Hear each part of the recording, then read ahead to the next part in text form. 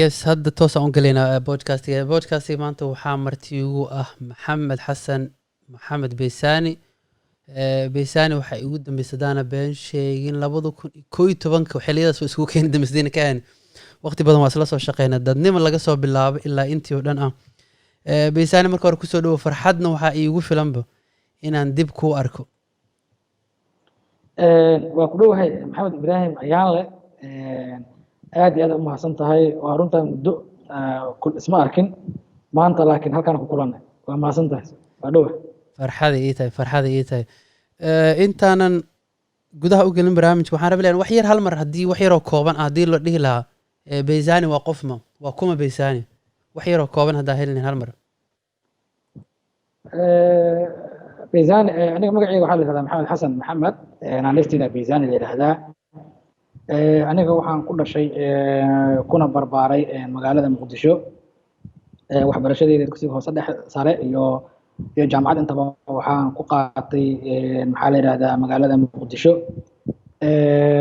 muddo waxaan ka shaqaynayay shaqadeeda hadda aan ka shaqeeyana waa warbaahinta muddana waxaan ka shaqaynayay warbaahinta laga soo bilaabo 2008 ilaa iyo hadda marka welina muqdisho kama tegin oo Soomaaliyan weli ku noolahay halkaasaan joogaa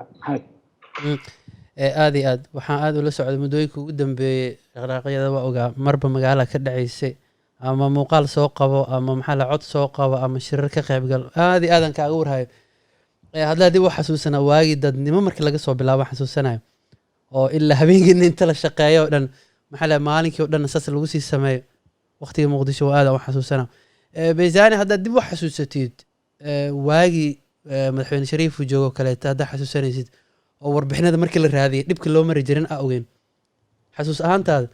warbixinada markii la raadinayo sida ku heli jirtay ma xasuusan kartaa si fiican inkastoo ay xanuun badan tahay ayaan le maadaama xilligaas isla joognay 2008 ilaa 2009 markii dowladdii sheekh shariif ay imaatay waddanka waxaa ka dhacay dagaalo xoog badan oo maaragtay marka ay soo galeen ciidamada Ethiopia marka loo fiiriyo warbaahinta marka ay raadinayso xog iyo waxaas iyo markaas aniga waxaan la shaqeynayay website qoraalkii waxaan ka shaqeyn jiray qoraalka waxaan qori jiray xafiiskana markaas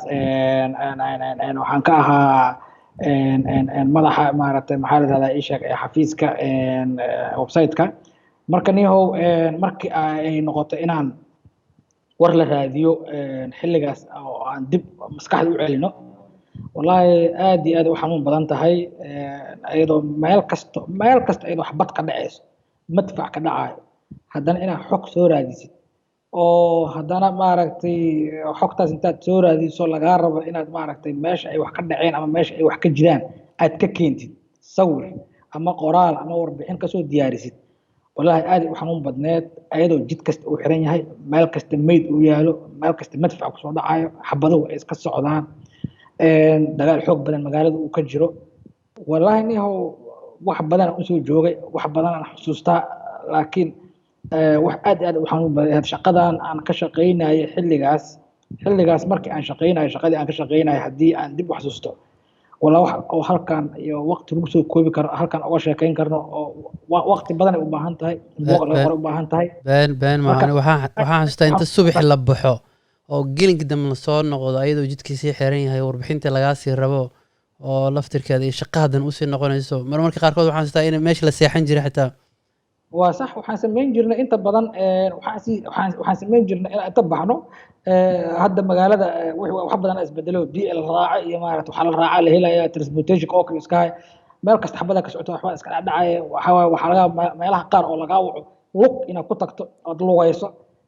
mararka qaar ay kula gaarto in maaragtay aad soo laaban weyso xilliga ku habboonayo wadada dadka arkaysa ama maaragtay dadka iska soo horjeeda ama meelaha ay wax ka socdaan arki kartid aad soo laaban oo xil qatar aad soo laabatid isla saas ay tahay warbixinta markaa keentid gurigaada ma aadi kartid oo haddana cabsida waa sii badan tahay waxaa ku qasban tahay xafiiska inaad dhex seexatid waxaan xasuustaa inaan maaragtay intaan baxno subaxi galabka imaano warbixin intaad soo hesho waxaa laga yaabaa xilli hore aadan hore kasoo laabanin wareega aad soo wareegaysa meelaha aad soo marayso iyo inta badan waxaan ku qasbanaan jirnay inaan xafiiska dhex seexano annagoo gurigeena uu noo jiro wax ka yar 1 kilomitir oo aan aadi karno haddana waxaan ku qasban inaan xafiiska seexano sababa amni awgood si maaragtay amnigaada iyo waxaad uga fikirto marka xog kasta aad raadinaysana mar kasta waxaa ka muhiimsan amnigaada haddii amnigaada waxoogaa khatar uu galo mogtahay xogna ma keeni kartid waxna ma raadin kartid marka arrintaas arrin aad u xanuun badan ay ahayd meel kasta cadow aa taagnaa meel kasta meeshuu raba ha ahaado dadka waa iska soo horjeedeen adiga qof kasta waxay ku arkaysa inaa cadow tahay qofka xogta aad ka raadinaysid qofka inta kuu wacdo ku dhaho maanta barnaamijaa qabaa shir jaraa'idan qabanaa ama howl aan leeyahay wallaahi waxyaabo badan oo duruuf adag aan soo marnay aan soo aragnay kadib qoraal kaliya aniga iyo sawiro kaliya kuma keena markii dambena waxaan u bedeshay inaan videographer noqdo oo video ka shaqeeyo telefishin maxalli ah oo la yidhaahdo Somali Channel ah haddana la shaqo bilaabay marka horena qola la yidhaahdo waxaan la shaqeynayay telefishin nin saaxiibkay oo correspondent ka ah la yidhaahdo Black yaan la shaqeyn jiray kadibna telefishinka Somali Channel la yidhaahdo oo maaragtay oo maxaa la sheegay oo maxalli ah oo Soomaaliyeed aan la shaqeynayay marka sii dambayso sii adkaan 2009kii la soo gaaray 10kii la soo gaaray oo meel kasta ay wax kasta ka jiraan xaaladu ay xumaatay mararka qaar waa lagu handada lagu weerarayo mararka qaar jidka lagu istaagayo maxaa wadaa intee ka imaatay maxay u socotaa lagu baaranayo waxaa ugu daran qalabka aawadeed mararka qaar jeeb ma soo galayo oo ina bac soo qaadaa meel kasta qorey la taagan yahay bacdadoo jeebkooda alaabtada waxaa laga yaabaa in lagu dhaho xagee u socotaa intee ka timid maaragtay maxaa la sheegay qoladaas mararka qaar waxaa lagu leeyahay qoladaas la shaqeynaysa qoladaas la shaqeysaa miya xagee oree u socotaa adigu waa arrin oo laakiin alxamdulillah waa kasoo gudubnay laakiin arrintaas arrin aad iyo aad u dhib badan inta qof bini aadana shaqeeyo shaqo oo qabto shaqadii ugu adkayd abid ee la qabto yaan Soomaaliya ka qabanay haddana alxamdulillah hadda waa joognaa waa nabad qabnaa waxba nama gaarin rag saaxiibadii wax gaarin waa jiraan rag saaxiibadii dhintay jira rag saaxiibadii la dilaa jira rag saaxiibadii la naafiyaa jira rag saaxiibadii dalka ka cararaa jira rag saaxiibadii dhaawacmaa jira hadda nool jooga marka wax badan aan soo marnay ayaan marka xalku xal sahlan ma ahayn may marqaatiyanka wali waxaan xasuusanahay hadalkaadan qaybta aan ka dhaxalay marka qaarkood warbixinada markii laga raadiyay dhanka dawladda dhankeeda haddana dhanka kaleeto dagaal uu ka jira laga soo raadiyo oo haye dhinacaas ka imaad intii ka soo noqotay oo warbixintii adigii laan shacabka waxaa rabtaa ugu yaraan in loo soo gudbiyo wax un inay helaan warbixin inay helaan waa dareemi karaya maxaa la yidhahdaa saameynta yeelan karto cabsideedii laheedoo weli waxaa isna xataa waagii dadnimo iyo ereyda Somali Channel waagaa la shaqeynaysan xataa oo xafiiska ereyda dadnimo la iska ah oo isku dhaweyn madaafiicda markii kusoo dhacaan oo kaleeto qaybta hore oo kaleeto waxyaaba cajiibka waxaa haddaa xasuusanaysa xataa Cabdiwahaab oo kaleeto wiilkii geeska kala deganaa oo hadda ka hor hortiisa madaafiicda kusoo dhici jireen wax xasuusta u malaynaa si fiican meel amal ay ahayd amal waa taqaanaa Cabdiwahaab agagaarkiisa waxa kusoo dhacay anaga laftirkeena marka dabaq qoro markii oo hoos aan soo degano qayb qoro dabaqa heer waxaan gaarnay marka xataa raashinka aan dalbanayno inaan inta xarig soo dejisano banaanka ma soo aadi karto qolo maqaayad agtiina ku leedahay saaxiibo aan ahayno baar Kismaayo la yiraahdo waxa xasuustaa soo dhiibanaya bac alaabtaada buu soo xiraa wixii oo dhan bac ahaayeen raashinka bac tag aweedeen bac oo ahay bac raashinka dhuuqi jirnay asaa ka dhex cuni jirnay asaa magaciisa marka waa dareemi karaa habeen meel ma aadi kartid xilli haddii marba haddii 10 saac iyo 12 saac la gaaro meel kasta waa xirneed waxaad already inaad sii haysatid waxyaabaha qaar shaha xabiiska asaga dhex karsan kartaa habeen marka haddii la gaaro waxba raadin kartid meel ma aadi kartid ma socon kartid marka rafaad badan aa jiro nin saaxiibkay waxaa jiray hadda kahor isku raacan warbixin la yidhaahdo Black oo hadda jooga oo saaxiibkay qaali ah aad maaragtay aan isla shaqeynaa ilaa hadda isla shaqeynaa ninkaasaa hadda kahor warbixin isu raacanay waa xasuustaa suuqa bakaaraha madfac wuxuu kusoo dhacay maxaa la dhahdaa ii sheeg suuqa bakaaraha dad dhaawacay waxaasaan sawirayna adeerkiisa ku jira waxaan ku qasbanay in adeerkiisa tasawirno kabacdi aan baabuur saarno markaan sawirnay kadib aan baabuur saarno marka waxyaabo badan oo niyo oo maaragtay aan soo joogno oo aad iyo aad u xanuun badan wax laga sheekeyn kara ma ahayn shaqada saxaafadda dadka moogtahay dadka qaar waxay u haystaan wax iska sahlan oo inta shaqo la qabto lagu kala tagayo inta shaqo la qabto hal mar maaragtay ay dhamaanayso ma ahayn wax dhamaanaya wax aad iyo aad u adag ahayd insha Allah aad iyo aad weli aad u xasuusanaa weli meelaha qaarkood waxay ahaan jirto madaafiicda oo kaleeto inta meel lagu soo dhufto haddana isla markii 2 jeer ama 3 jeer oo kale lagu soo celiyo iyo dad badan ku wada dhammaan jiray may aad aan u xasuusanaa waxaan xasuusanaya waagii hotel caafi gadaal xataa inta laga soo galayo oo laga soo boodayo wallaahi jidka kale intuu xirmo jaran gadaal la saaran jiray gadaal la soo bixi jiray marka dambe heer waxaan gaarnay albaab meesha laga furo albaab laga bajiyo albaabkii horeba la kansalo gadaal laga soo baxo gadaal laga soo baxo shirkad wax ma doonan kartid meel wax ma doonan kartid marka gadaal ka soo galaysaa si ay isaga ilaaliso in xabad kugu dhacdo isla meesha lay ka soo galay haddana meesha lay ka baxay isla meesha ka soo galay already meel aadanu jiri jirin hooy meeshana hooy xafiiska hooy noo ahaan jiray guri noo ahaan jiray xafiisna noo ahaan jiray guryaheena waxaa laga yaabaa ama gurigeena inaan tagno asbuuc marka hal mar ama inta dhuumano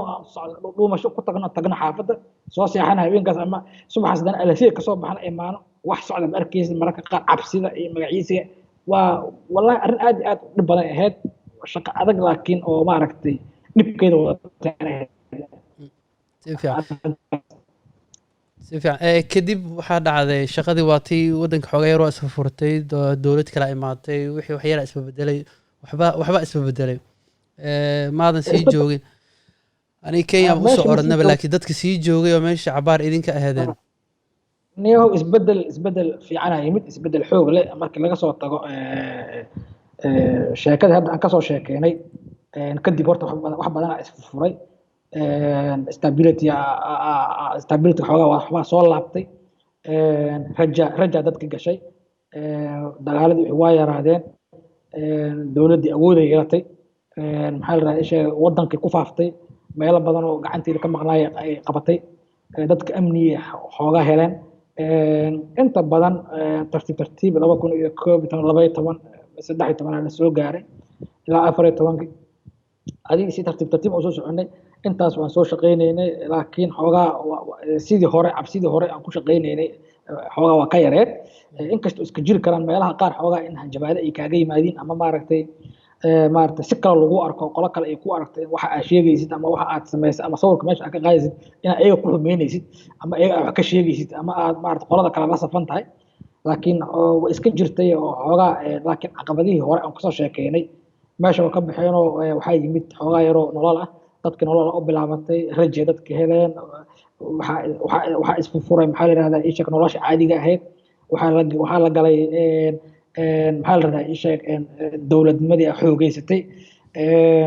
dadku xoogaa isu socodka dadki waa isdhex galeen bulshada isu dhex gashay kala shakiga waa baxay dagaalka waa yaraaday dagaalkii banaanka magaaladii waxaasuu xoogaa u batay inta badan magaaladu waxay noqotay meel xoogaa oo safe ah oo maaragtay oo lagu noolaan karo oo meel kasta aad tegi kartid meel kasta aad joogi kartid shaqo aad soo qaban kartid meel kasta aad mari kartid wax kasta aad soo samaysan kartid wixii hore wax badanaa isbedelay waa usoo joognay dhibaatadaas xoog kale oo gadaal aan kasoo sheegnay haddana waa u joognaa wanaag iyo horumar iyo maaragta maanta kaal arag wixii dumay wixii burburay wixii dhibaatada geystay waa laga soo kabtay boqolkiiba waxaa isleeyahay 90 wax yarkoo dhimanna waa sii socdaan hadirtaan oo horumaraa socda wadanku isbedel xoog loo yimid wax badanaa soo laabtay xiriirka adduunka iyo aan lahayn maaragta maxaa la rahaa isheeg caalamka waa noo soo laabtay noloshii dadki waxay taagan yihiin saaka inaad baxdo America ka imaatad xamar imaan kartaa hadda intaa baxdeed UK caaw tegi kartaa inta UK caaw kasoo baxdeed bari xamar imaan kartaa wixii oo dhanaa waxay noqdeen hadirtaan one maxaa la rahaa isheeg way ka sahlanaatay horta si fiican marka loo fiiriyo way ka sahlanaatay sida hore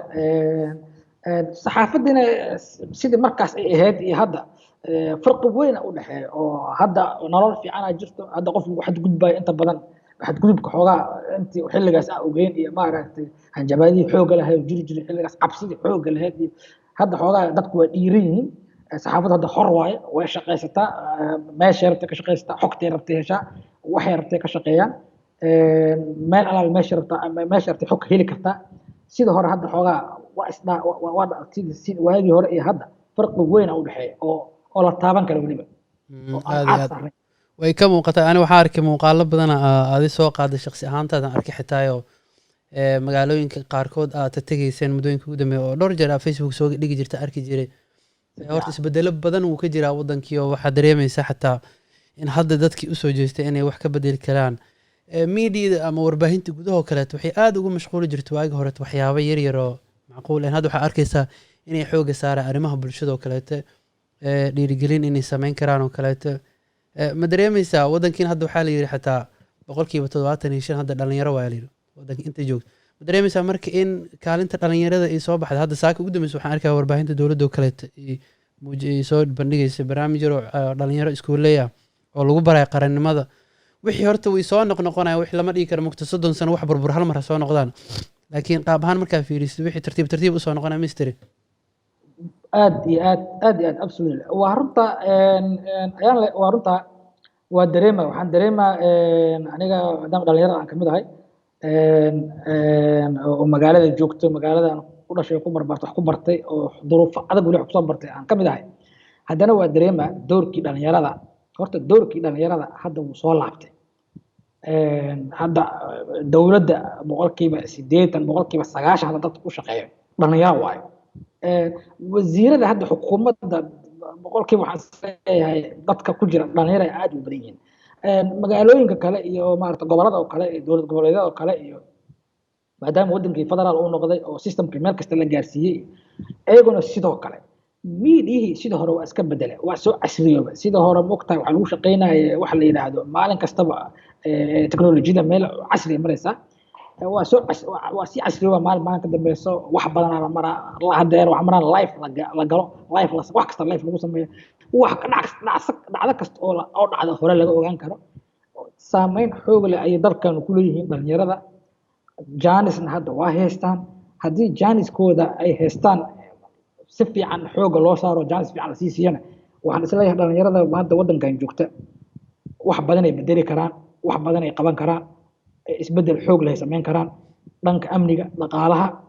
iyo arrimaha bulshada miidiyaha dalkan hadda waxaad arkaysaa dhalinyaro inta badan waxay ka shaqeeyaan hadda telefishinada oo kale raadiyoyada kale hadda waxaa xooga la saaraa arrimaha bulshada aniga waxaan la soo shaqeeyay telefishinada international BBC da qaybteeda carabiga la soo shaqeeyay telefishin la yiraahdo CGT Africa oo China laga leeyahay China television China Global Television network la soo shaqeeyay Al Hurra television la soo shaqeeyay jira VOA da qaybteeda Ingiriiska la soo shaqeeyay Press TV qolada la shaqeeyay aniga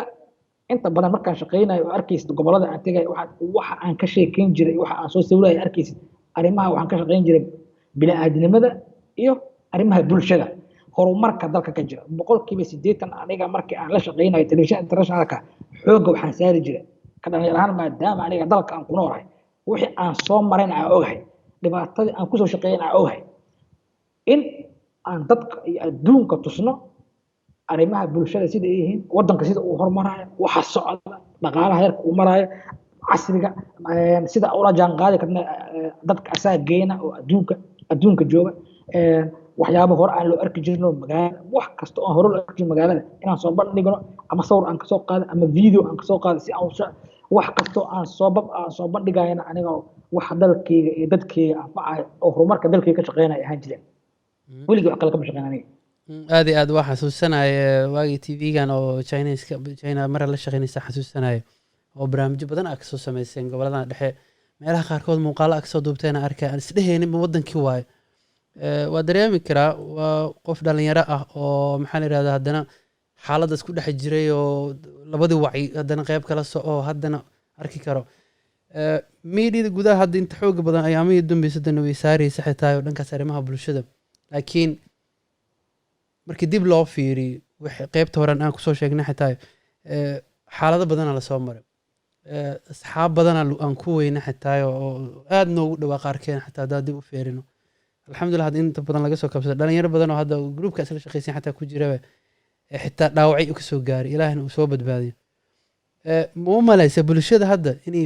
fahmeen macnaha ay saxaafadda Soomaalida ugu fadhiso waagi hore waxaa u malaysa moogtahay qof walba iska soo fadhiisanay qofkana media wuxuu Soomaalida u dhaqaanay xitaa qofka microphone kiisa iska soo ag fadhiisa iska dhaw saxaafadda intaas ku koobneed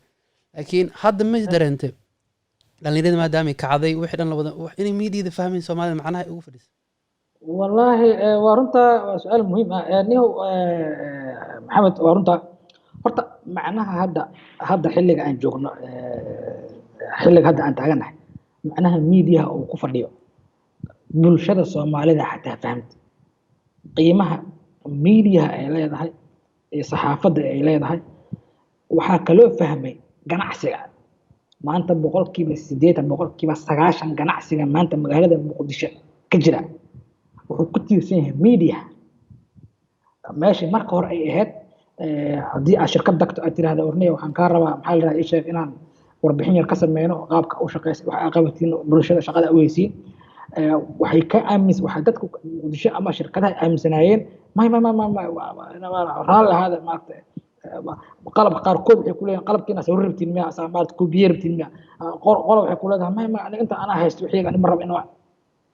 maanta hadda aan taaganahay waa ka duwanta maanta qofka aad la hadasho shirkadaha waaweyn mid kamid ah maanta waxaad tiraahdaa waxaan rabaa program cusub soo bandhigteen waxaa qalab casri ah keenteen internet cusub maanta ashaacisan waxaan rabaa inaan agaasimaha ama maamulka wareysano wax yaran ka sameyno soo dhawo fadlan baabuur lagu soo diraa waa lagu imaanaa maxaa la dhahaa sheegay meel alaala meesha arabta wax aad sheegay lagu leeyahay maxaa wax ka rabtaa intee wax sawirka inta ka qaad waa lagula shaqeeyaa wixii hore farqi weyn u dhahay wixii hore hadda waa isbedeleen meesha marka hore hadiiba adoo sawir qaad ama video ama record wata lagu arko ma joog hay soo dhawaani noqon wax uma baahnin waxba kama raali ah ama mararka qaar lagu adkeena ma waxaas anaga ma sameyn karno hadda waxaa lagu leeyahay waa lagu soo raadinaa xarunta lagu mina kaalin waxaan rabaa program yaraan leeyahay inaad sawir iga qaado waxaan rabaa inaad facebook ii geliso inaad dukaan furanayo dukaan yar nin furana oo maaragtay saabuun iyo bagaasha u saaran wuxuu ku leeyahay kaalin social media ii geli heer hadda waxay marayaan media Soomaaliya online wax lagu kala sameesto online dadka lagu xayeysiiyo dadka xayeysiimo loo sameeyo company badan oo production magaalada ka sameysmay oo maxaa la raayay oo ka shaqeeya sidii ay u xayeysiin lahaayeen shirkadaha magaalada dadka cusub dadka wax soo saar kale dadka maaragtay maxaa la raayay fikradooda ay shaqeeyaan marka isbedel xoog laha jira oo aan marnaba qarsoomin oo la qarin karin oo ku quraacsan taas dhalinyarada iyo isbedelkan waa isla socdaan dhalinyaro fara badan hadda media yimid dhalinyaro fara badan oo maaragtay wax bartay wax yaqaano aqoon leh maxaa la raayay waa jiraan mararka qaar caqabado waa iska jiri karaan caqabadana dadka wax kasta ma dhameystirna wali dalkii sidii la rabay oo maaragtay maxaa la raayay oo maxaa la raayay dad uma sameysna laakiin caqabado waa iska jiri karaan inkastoo hadda media maxaa la raayay in hadda xoog iyo culays aan la saarin oo maaragtay wax hadda oo saaran oo gooni isin jirin oo aad loogu ataago mararka qaar wax iska dhacaan qof maaragtay wariyaha meel la qabtay qof wariyaha la xiray qof wariyaha maaragtay xabsi la geeyay qof wariyaha maaragtay la yiraahdo waxbaan ku tuunay waxaas waa iska jiri karaan caqabadeena kamid tahay waxaana waa iska dhamaanay dalkan meeshii uu ka yimid iyo wixii la soo maray iyo wax aan ku soo shaqeynay waxa hadda aan aragno xoogaa waxay yihiin waxa loola barbar dhigi kara maan aad waa kula raac oo kugu raacsanayo waliba markii loo fiiriyo 10 sano ka hor ama 15 sano ka hor wadankan sidoo ahaa iyo hadda xaaladdu ku jiro aad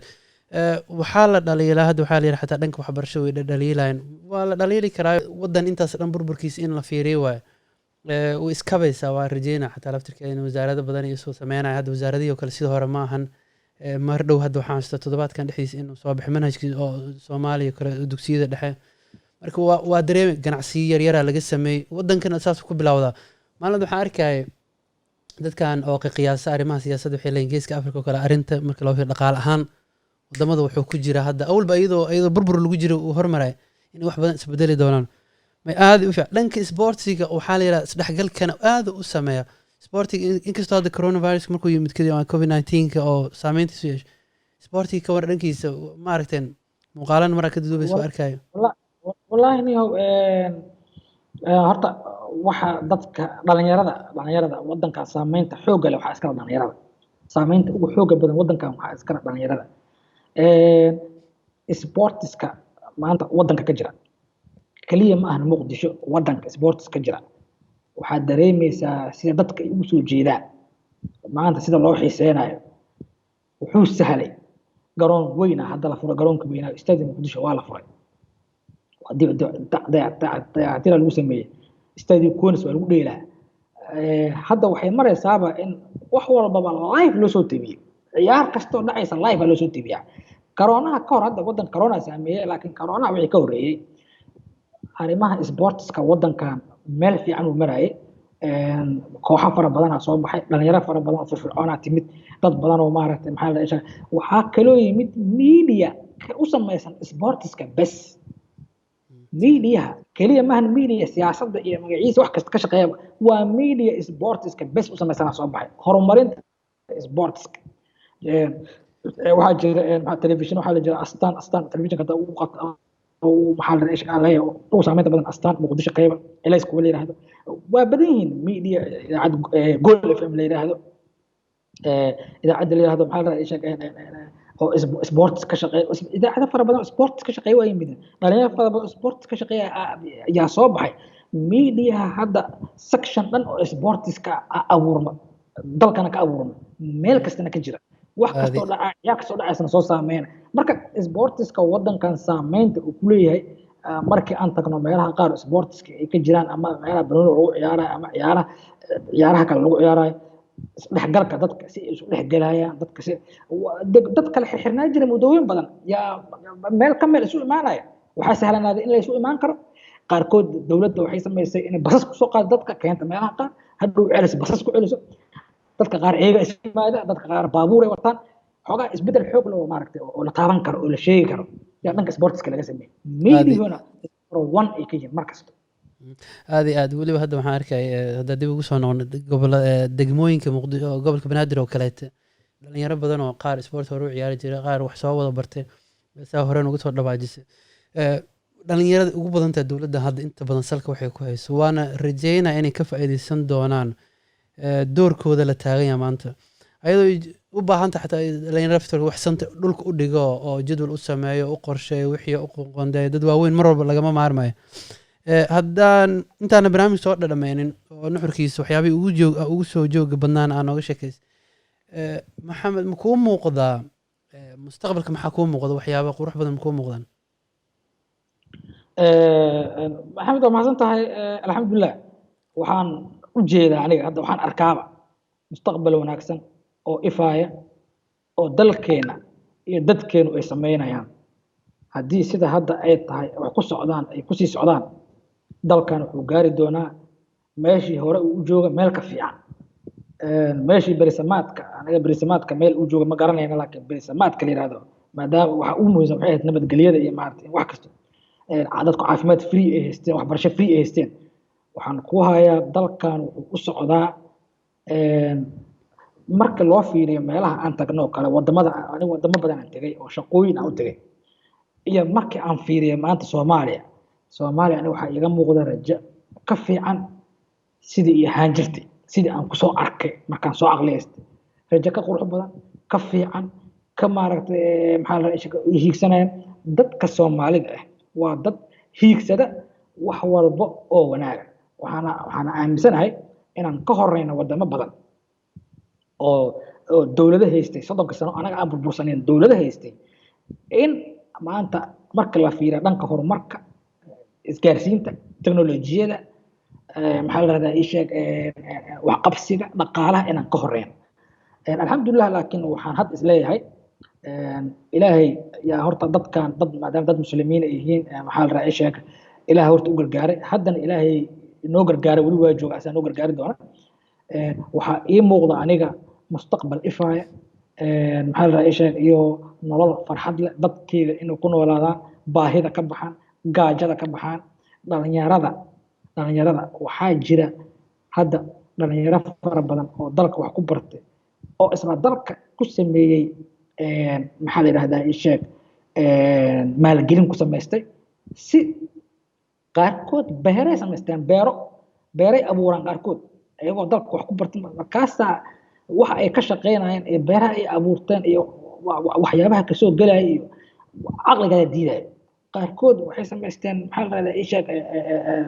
meelo dadka maaragtay maxaa la radaa isheeg loogu tala ay ku nastaan qaarkood maaragtay waxa wadanka ka socda wax oo la soo koobi kara maahan laakiin waxaan rabnaa intaas in ka sii badan inay sii noqdaan insha allah dhalinyaradana awoodda dalkan ayadaa kow ka ah wax walbo socdana dhalinyarada qayb ka ah media marka usoo noqono wadankan waxaa dhisi kara mediyihiisa dhalinyarada ka shaqeysa aniga haddii maanta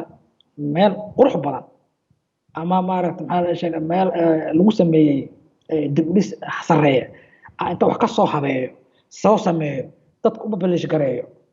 waa dhacaa mararka qaar qaraxa meel ka dhici karo waqti hadiiba ignore gareeyo inta qarax meel ka dhaco waa la sheegaa dadka dhibka gaaray in la sheegana waa lagu qasban yahay dhibka dadkaas gaaray waxaas dhaca waa la sheegaa laakiin aniga mar kastaba wax qurux badan si aan dadku ay u ogaadaan meeshan inay tahay meel la isku halayn karo wadanku uu noqdo wadan la isku soo halayn karo la imaan karo marka waxaan isleeyahay waxaa ii muuqda rajo ka fiican wixii hore aan soo aragnay aad ayaan u aaminsanahay aniga waa kula aaminsanahay insha allah waan rajeynaya inay wax badan isbedeli doonaan waxaan xasuustaa gabar saasoo kale intii aad gabar dhalinyaro ahayd maaqa magaceeda iga maqan waxay tiri markaa googolka ku qoro jiray soomaaliya waxaa iisoo bixi jirtay qarax